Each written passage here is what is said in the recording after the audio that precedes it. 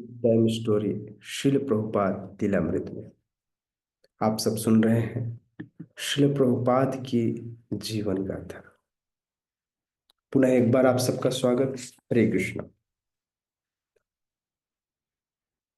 कल हमने सुना कैसे अभय बाबू एक सामान्य गृहस्थ, एक ऐसे वैष्णव जिन्होंने 5 से ज्यादा वर्षों से अपने परिवार का परित्याग कर दिया था, वे अभय बाबू संन्यास लेने के लिए अपने गुरु भाई तीर्थ महाराज के पास कलकत्ता पहुंचे थे। किंतु उनके गुरु भाई उन्हें सन्यास दिए अथवा नहीं, इस बात को सुनेंगे। पहले हम मंगलाचरण कर उनसे प्रार्थना करते हैं कि हम उनके जीवन लीला को समझ सकें।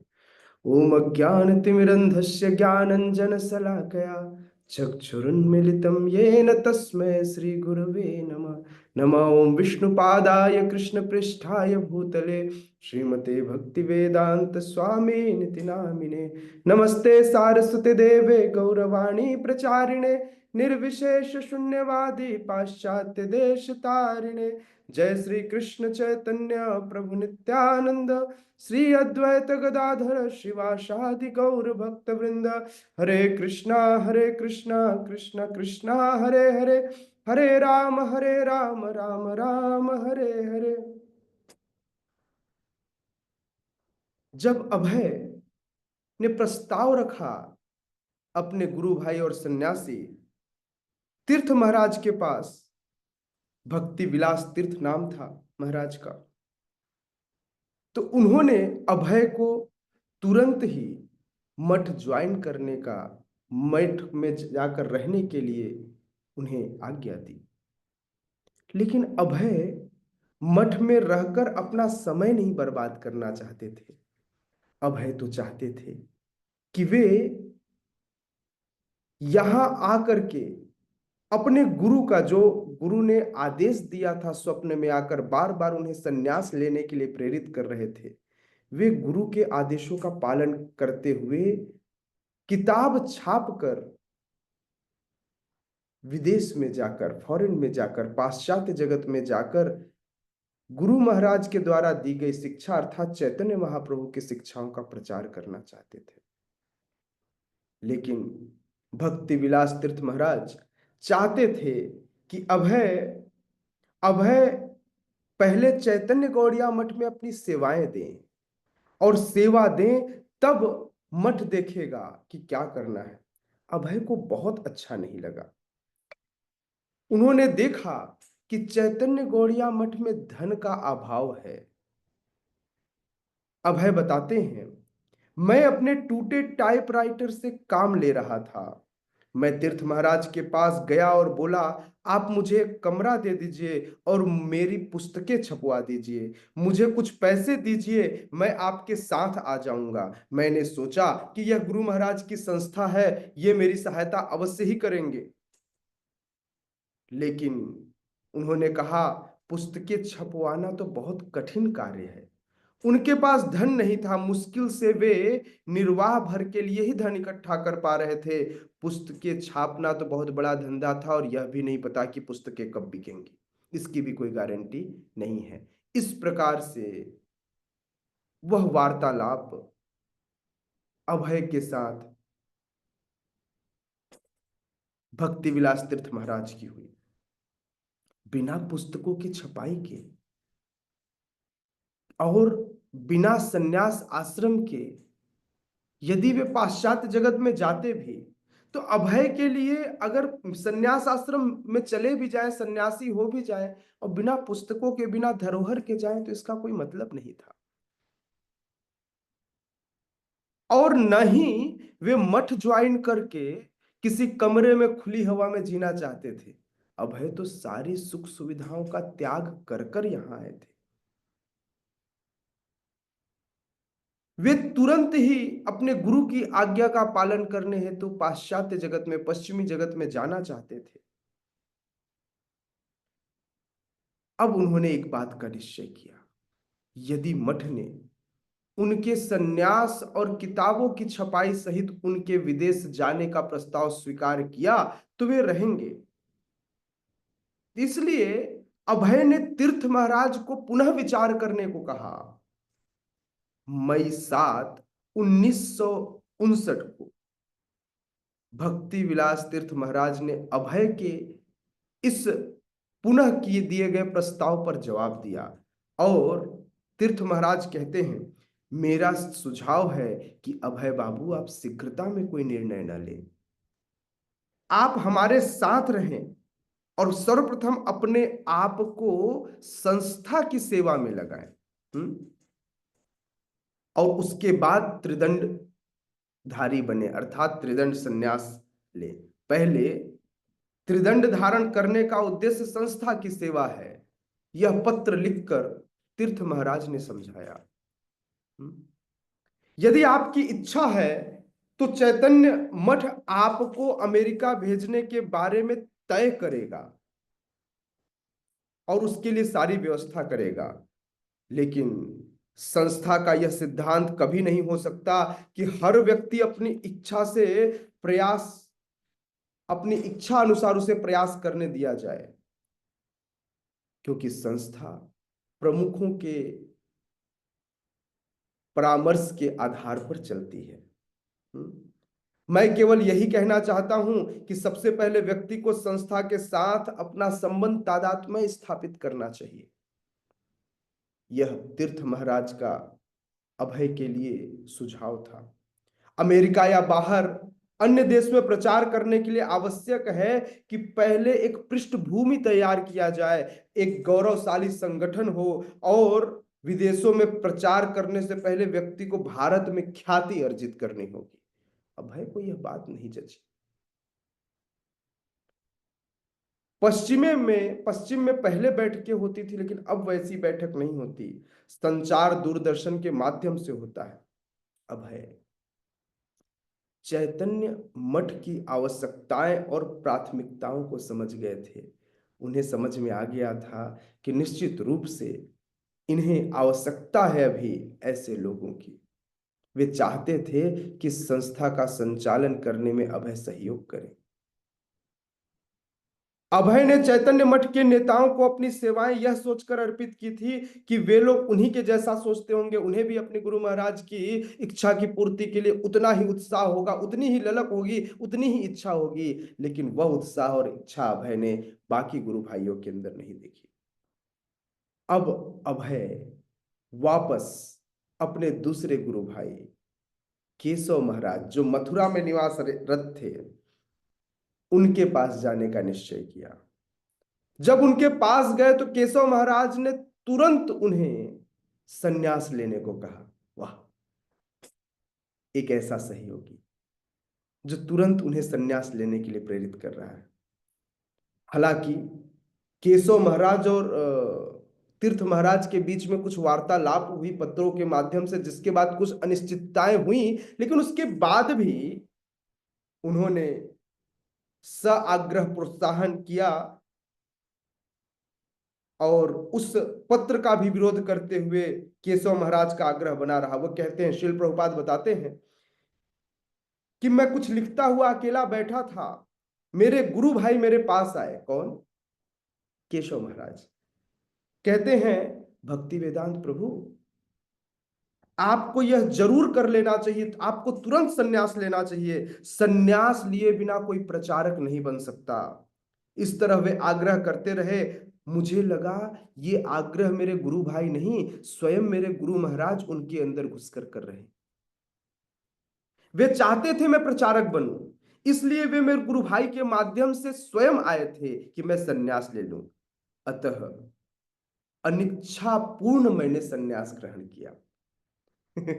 मैंने अनिच्छापूर्वक भी सन्यास ग्रहण किया।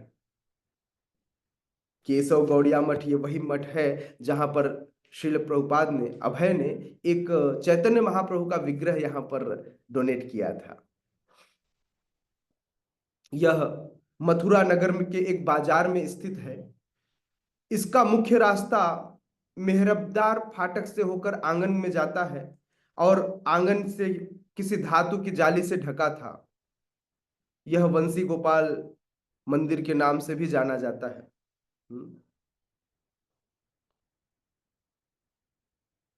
सितंबर 1959 में यह कोई सामान्य यात्रा न थी। यह कोई सामान्य यात्रा न थी, क्योंकि वे मठ में श्वेत वस्त्र धारण करके अभी प्रवेश किए थे, और जब बाहर निकलेंगे तो उनके शरीर पर यह गेरुआ रंग चढ़ चुका होगा। तो इसलिए यह सामान्य यात्रा न थी।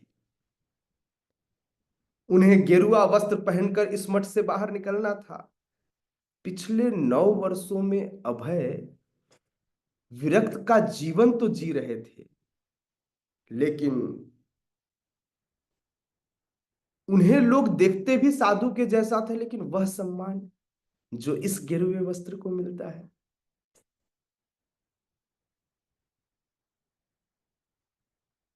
गेरुआ वस्त्र धारण करके अपने को साधु घोषित करने की अभय को कोई जरूरत नहीं थी, लेकिन यह परंपरा और विधान था कि जीवन के अंत में मनुष्य को त्रिदंडी सन्यासी हो जाना चाहिए।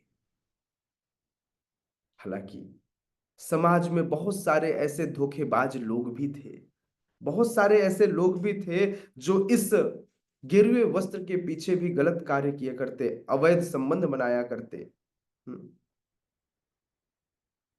यहां तक कि जातिगत गोस्वामी जो थे, जातिगत जात गोसाई थे, वे लोग भी साधारण गृहस्थों की तरह रहते थे और परिवार के पालन के लिए मंदिरों को धंधे के रूप में चलाते थे। वे अपने जन्म के झूठे आधार पर जनता से सम्मान और अनुदान प्राप्त करते थे। आज भी कई सारे ऐसे लोग हैं। अभय को सन्यास के इन दुरुपयोगों का पता था, लेकिन वे यह भी जानते थे कि सन्यास का असली उपयोग क्या है। 17 सितंबर 1959 को सवेरे सवेरे केशव जी मठ की दूसरी मंजिल पर 50 फुट लंबे और 25 फुट चौड़े कमरे में राधा कृष्ण और भगवान चैतन्य के विग्रह के सामने भक्तों का एक दल बैठा था। विग्रह को बड़ी सुंदर साज सामान से सजाया गया, चांदी के मुकुट पहनाए गए। राधा रानी की दाहिनी हथेली में आराधकों के लिए वरदान की मुद्रा में आगे उठी हुई इस तरह से बढ़ी हुई थी। वे हाथों में, बाएं हाथ में कृष्ण के लिए वे एक पुष्प लिए थी। कृष्ण एक नर्तक की मुद्रा में खड़े थे। उनका दाहिना पर बाएं से आगे बढ़ा हुआ अंगूठे के बल पर स्थित था। सिर के लंबे बाल उनके कंधों के नीचे तक लटक रही थी और गले में पड़ी गेंदे के फूलों की माला उनके घुटनों तक पहुंच रही थी। उनके दूसरी ओर चैतन्य महाप्रभु की प्रतिमा थी। अभय उस मंदिर में उपस्थित गुरु परंपरा के सामने एक 90 वर्षीय भक्त जिनका नाम था सनातन के पास उन्हीं के साथ आज सन्यास दीक्षा होनी थी। आज 2 भक्तों की सन्यास दीक्षा होनी। कुश के आसन पर बैठे थे दोनों अभ्यर्थियों के सामने बैठे केशव महाराज के शिष्य नारायण महाराज मंत्रों का पाठ कर रहे थे। यज्ञ की अग्नि जली और अभय के गुरु भाई जिनका नाम था अकिंचन कृष्णदास बाबा जी, वे अपने मधुर स्वर में कीर्तन कर रहे थे और वैष्णव गीत गा रहे थे। अभय का सन्यास दीक्षा चल रहा। इधर निमंत्रण भेजा गया था, इधर सॉरी इधर न तो किसी को निमंत्रण भेजा गया गया था और न किसी को बुलाया गया था। इसलिए जो मठ के जितने अधिवासी लोग थे, रहने वाले लोग थे, वही लोग वहां उपस्थित थे। अब केशव महाराज इस पूरे सभा की अध्यक्षता कर रहे थे। नारायण महाराज ने कुछ अपेक्षित मंत्र पढ़े और शांत होकर बैठ गए और केशव महाराज व्याख्यान देने लगे। सभी को आश्चर्य में डालते हुए अचानक ही केशव महाराज ने कहा, इसके आगे का व्याख्यान अभय देंगे। अभय को सन्यास दीक्षा होनी थी। अभय को लगा, मैं उन्होंने देखा मैक्सिमम लोग यहाँ जो बैठे हैं ये सारे हिंदी भाषी हैं, कुछ उसमें से बंगाली हैं और दो चार अंग्रेजी समझने वाले थे, लेकिन केशव महाराज चाहते थे कि अभय अंग्रेजी में व्याख्यान दे। अभय ने भाषण देने के बाद अंग्रेजी में ही भाषण दिया और उसके बाद उन्हें नव दीक्षित संन्यास दंड प्राप्त हुआ और 4 बेतों से बांधकर बनाया गया गेरुए वस्त्र से पूरी तरह से वह आच्छादित त्रिदंड, हाँ, हर सन्यासी को सन्यासी के वस्त्र दिए गए, एक गेरुआ टुकड़ा धोती के लिए, एक टुकड़ा ऊपर पहनने के लिए और 2 टुकड़े कोपिन के लिए। गले में पहनने के लिए तुलसी माला अलग से दी गई और इस प्रकार से केशव महाराज ने आज से अभय का नाम दिया भक्ति वेदांत स्वामी। ऐसी भक्ति वेदांत स्वामी की जय। समारोह के बाद जो दूसरे सनातन प्रभु जो बैठे थे उनका भी दीक्षा हुआ और उनका नाम पड़ा मुनि महाराज। इस प्रकार से मुनि महाराज और ऐसी भक्ति वेदांत स्वामी, यह 2 लोग अपने सन्यास गुरु के अगल बगल खड़े हो गए। केशव महाराज चेयर पर बैठे थे और दोनों खड़े होकर उन्होंने एक फोटो खिंचवाई। केशव महाराज ने कहीं भी अभय पर कोई बंधन नहीं लगाया कि अभय को क्या करना है। उन्हें केवल प्रोत्साहित किया कि भक्ति वेदांत अब आपको प्रचार करना है। तब से अभय को मालूम था कि तब भी अभय को यह मालूम था बिना रिस्ट्रिक्शन के भी कि मैं अब भक्ति वेदांत हो गया हूं। भक्ति वेदांत स्वामी बनने का यह मतलब नहीं था कि परिवार छोड़ना, घर छोड़ना या घर की सुख सुविधाएं छोड़ना। वे 9 साल पहले ही छोड़ चुके थे।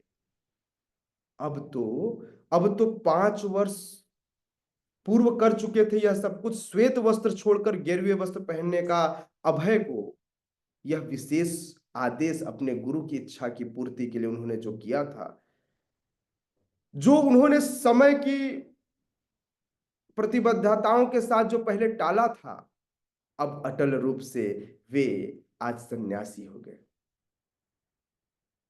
अब वह समय आने वाला था जब अभय बहुत जल्द ही पश्चिम देश में जाएंगे और वहां जाकर सन्यास के नए पद की उनकी नई उपलब्धि हासिल करेंगे। गौड़िया पत्रिका में सन्यास संस्कार का विवरण छपा जिसमें पूरे भक्ति वेदांत स्वामी के पूरे जीवन चरित्र को दिखाया गया, जिसमें उनके जीवन के बचपन से लेकर कुछ महत्वपूर्ण घटनाओं का वर्णन था। विवरण का अंतिम अंश कुछ इस प्रकार है जो मैं आपको सुनाता हूं। पूरा तो नहीं सुनाऊंगा क्योंकि काफी लंबा चौड़ा था वो। अंतिम अंश में लिखा था, हिंदी, अंग्रेजी और बंगाली में लेख लिखने के उनके उत्साह और योग्यता को देखकर भक्ति सिद्धांत सरस्वती महाराज ने उनसे त्रिदंडी संन्यास लेने को कहा। हालांकि यह परोक्ष रूप से कहा था स्वप्न में आकर, लेकिन जब वैष्णव स्वप्न में आए और आदेश दें तो इसे भी प्रत्यक्ष आदेश ही माना जाता है। भगवान या वैष्णवों का स्वप्न में आना यह उनके प्रत्यक्ष अपीयरेंस को दिखाता है कि वे वहां स्वयं उपस्थित हैं। तो इस प्रकार से उनके गुरु ने उन्हें स्वप्न में एक बार नहीं कई बार आदेश दिया कि अभय तुम्हें त्रिदंडी हो जाना चाहिए। भाद्र मास में जिस दिन विश्वरूप पता है कौन? चैतन्य महाप्रभु के बड़े भाई।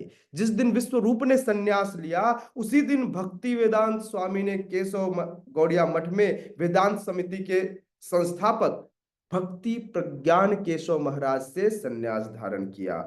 उन्होंने सन्यास आश्रम स्वीकार करते और विरक्त जीवन की लीला भूमि में प्रवेश करते देखकर उनके प्रति हमारे हृदय में प्रेम और उत्साह और उमड़ गया। इस प्रकार से गौड़िया पत्रिका में यह लेख छपी।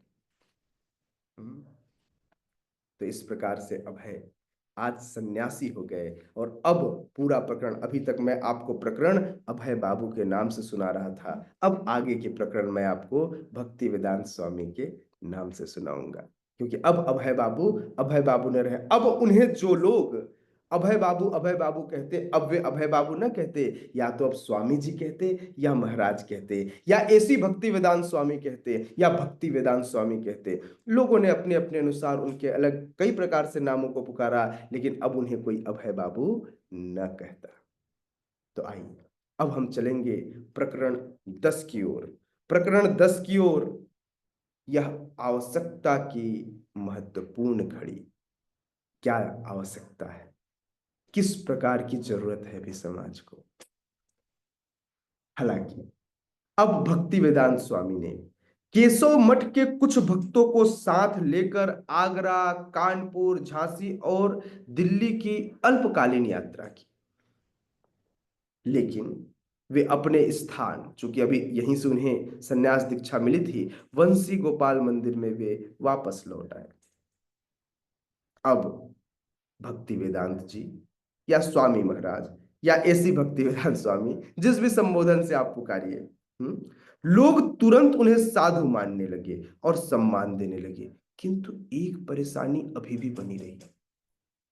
वह परेशानी ये कि पहले की परेशानी अभी भी उनके पास, वे लिखना चाहते थे, वे लेखों को प्रकाशित करना चाहते थे, लेकिन उनके पास धन न तो पहले था न अभी था। वे चाहते थे कि भगवान के संदेशों का वे प्रसार करें, लेकिन कोई सुनने वाला उन्हें योग्य व्यक्ति न दिखता।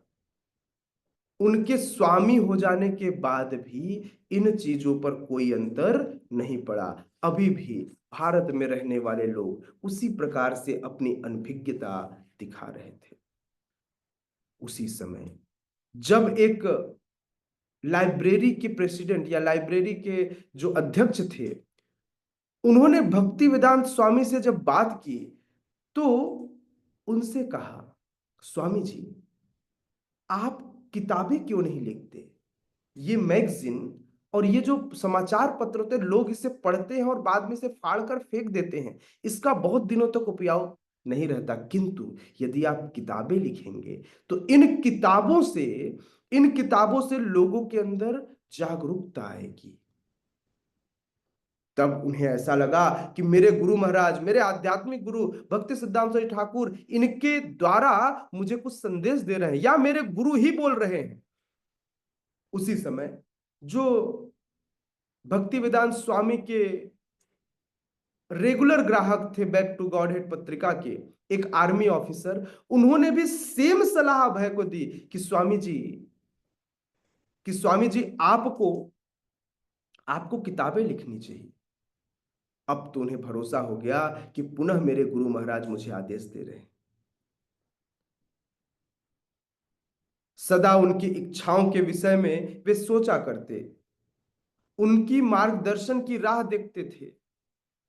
तो अब अपने गुरु महाराज के आदेश को उन्होंने हृदय से आत्मसात कर, उन्हें अनुभूति होने लगी कि अब मुझे पुस्तकें लिखनी चाहिए। उनका ध्यान गया श्रीमद् भागवतम पर। भगवत गीता पर तो लिख चुके थे, लेकिन छपाई नहीं हुई थी। अब वे चाहते थे कि अब इन किताबों को लिखे। इससे पहले भी भक्ति सिद्धांत सरस्वती ठाकुर और भक्ति विनोद ठाकुर ने बंगला में श्रीमद् भागवतम की कमेंट्री पहले लिखी थी, लेकिन अभय को चाहिए था कमेंट्री इंग्लिश में। वे चाहते थे कि अब ये इस ग्रंथ का अंग्रेजी में अनुवाद। निश्चय किया कि मैं अवश्य ही श्रीमद् भागवतम की टीका लिखूंगा। यदि उनके पास यह धरोहर हो, उनके पास श्रीमद् भागवतम का यह अंश हो, तो वे अवश्य ही एक पूंजी लेकर यहां से जा पाएंगे और जा करके उस पूंजी का प्रसार कर पाएंगे। कम से कम लोगों के सामने उन्हें खाली हाथ नहीं जाना पड़ेगा। इस प्रकार एक दिन की बात है, राधा दामोदर मंदिर के उस समय जो मालिक थे, जिनका नाम था गौरचंद गोस्वामी, गौरचंद गोस्वामी ने भक्ति वेदांत स्वामी को राधा दामोदर मंदिर में आकर रहने के लिए आमंत्रित किया। ऐसा लगा कि अभय का सपना, भक्ति वेदांत स्वामी प्रभुपाद का सपना अब साकार होने जा रहा था।